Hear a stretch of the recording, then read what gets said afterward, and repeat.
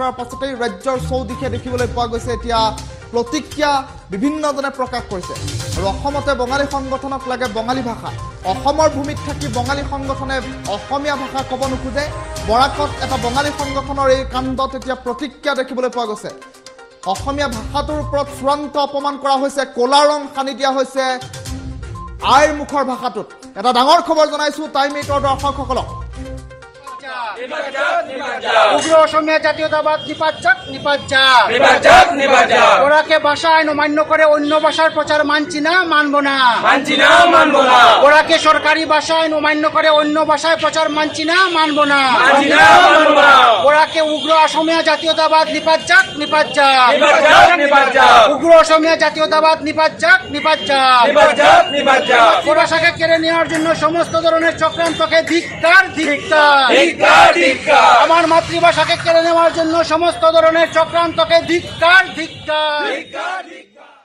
অসমৰ ভূমিত অসমীয়া জাতীয়তাবাদ নিপাত যাওক বুলি এক প্ৰকাৰ শ্লোগান দিছে বঙালী সংগঠনে আৰু তাৰ পাছতে ৰাজ্যৰ চৌদিশে এতিয়া দেখিবলৈ পোৱা গৈছে তীব্ৰ প্ৰতিক্ৰিয়াৰ সৃষ্টি হৈছে বঙালী সংগঠনৰ এই উদ্ভট কাণ্ডক লৈ এতিয়া বিভিন্নজনে মন্তব্য প্ৰকাশ কৰা পৰিলক্ষিত হৈছে অসমতে অসমীয়া ভাষাক চূড়ান্ত অপমান কৰাৰ স্পৰ্ধা কোন এই বাঙালী সংগঠন বৰাকত এই বাঙালী সংগঠনৰ বিৰুদ্ধে প্ৰশাসনে কি ব্যৱস্থা গ্ৰহণ কৰিব অসমৰ ভূমিত আইৰ মুখৰ ভাষাটোক লৈ প্ৰশ্ন উত্থাপন কৰিবলৈ এয়া কোন বাঙালী সংগঠন বুলি বিভিন্নজনে প্ৰশ্ন উত্থাপন কৰিছে তাৰ মাজতে প্ৰশাসনে এই সমূহ পাবত গজা বঙালী সংগঠনৰ বিৰুদ্ধে কি ব্যৱস্থা গ্ৰহণ কৰে সেয়া লক্ষণীয় হৈ পৰিব অসমৰ অসমীয়া ভাষাটোৰ ওপৰত ক'লা ৰং সানাৰ সাহস ক'ত পালে বঙালী সংগঠনে এটা ডাঙৰ খবৰ জনাইছো টাইম 8ৰ দৰ্শকসকলক অসমৰ ভূমিত অসমীয়া ভাষাটোৰ বিৰুদ্ধাচৰণ কৰিছে বঙালী সংগঠনে আৰু বৰাকৰ ভূমিত অসমীয়া ভাষা নচলিব আৰু তাৰ সমান্তৰালকৈ অসমীয়া জাতীয়তাবাদ নচলিব বুলি এক প্ৰকাৰ শ্লোগান দিয়া পৰিলক্ষিত হ'ল অসমীয়া জাতীয়তাবাদ নিপাত যাওক বুলি শ্লোগান দিছে একাংশ পাবত গজা বঙালী সংগঠনে এটা ডাঙৰ খবৰ টাইম 8ৰ দৰ্শকসকলক এই মুহূৰ্তত জনাই আছো সরকারি ভাষা আইন অমান্য করে অন্য ভাষায় প্রচার মানছি না মানব না ওরাকে উগ্র অসমীয়া জাতীয়তাবাদ নিপাত যাক উগ্র অসমীয়া জাতীয়তাবাদ নিপাত যাক ভাষাকে কেড়ে নেওয়ার জন্য সমস্ত ধরনের চক্রান্তকে ধিক্কার আমার মাতৃভাষাকে কেড়ে নেওয়ার জন্য সমস্ত ধরনের চক্রান্তকে ধিক্কার আৰু এটা চৰকাৰী কাৰ্যালয়ৰ সন্মুখত দেখিবলৈ পোৱা গৈছে এখন বিশেষ পোষ্টাৰ যিখন পোষ্টাৰত অসমীয়া ভাষাত লিখা আছিল আৰু সেই অসমীয়া ভাষাৰ ওপৰত ক'লা ৰং সানি দিয়াৰ স্পৰ্ধা দেখুৱাইছে একাংশ বঙালী সংগঠনে আৰু ক'লা ৰং সানি দি তলত অসমীয়াৰ পৰিৱৰ্তে বাঙালী ভাষা লিখক বুলি এক প্ৰকাৰ বাংলা ভাষা লিখক বুলি এক প্ৰকাৰ লিখি দিয়া পৰিলক্ষিত হৈছে আৰু অসমতে অসমীয়া ভাষাটোৰ প্ৰতি চূড়ান্ত অপমান কৰা এই সকল পাবত গজা নেতাৰ বিৰুদ্ধে প্ৰশাসনে কি ব্যৱস্থা গ্ৰহণ কৰে সেয়া লক্ষণীয় হৈ পৰিব ডাঙৰ খবৰ টাইম 8ৰ দৰ্শকসকলক এই মুহূৰ্তত জনাই আছো শেহতীয়াকৈ দেখিবলৈ পোৱা গৈছে বৰাকত একাংশ লোকে